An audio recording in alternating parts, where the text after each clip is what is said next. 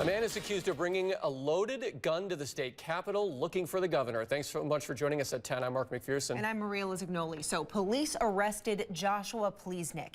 And after he posted bail, he then returned later that night with a loaded rifle. So he returned to the outside of the capitol shortly before 9 p.m., 3 hours after the building closed, with a loaded assault-style rifle and a collapsible police baton in his backpack, according to a State Department of Administration spokesperson. Yeah, police say he was taken into protective custody, then taken to the hospital. A spokesperson did not return an email for more details. So tonight we're speaking with a UW-Madison professor who explains the process behind that quick release from jail. Yeah, after Pleasnick was arrested inside the Capitol with a handgun, he was released from the Dane County Jail just hours later, and that's when he came back with the assault rifle. NBC 15's Tyler Peters joins us now. Tyler, you were told this quick release from jail isn't out of the ordinary.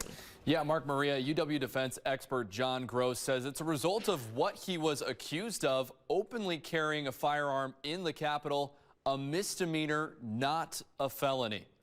While people may be unnerved by the fact that he was in the Capitol building with a firearm, it is still classified as a misdemeanor. It's not a felony. In the Capitol building with a firearm. That's why 43-year-old Joshua Pleasnick was arrested by Capitol Police Wednesday afternoon. He would have been brought in front of a court commissioner to be arraigned on the charge, and the commissioner would have made a determination about whether or not bail should be set, an amount of bail. He then posted a $500 bail set by the judge, and 7 hours later went back to the Capitol, this time with an assault rifle. I know people might be surprised with how quickly this happened. Pleasnick has no history of committing violent crimes. John Gross, an associate clinical professor for the UW-Madison Law School, says his quick release from jail is a result of how the process typically goes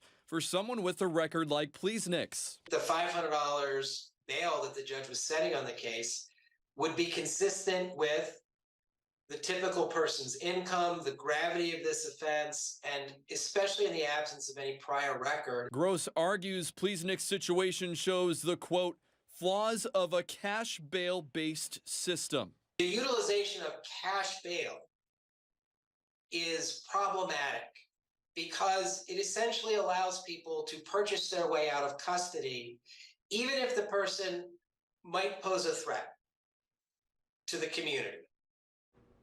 In the last update from police, Pleasnick was taken into protective custody and then transported to the hospital. In studio, Tyler Peters, NBC 15 News.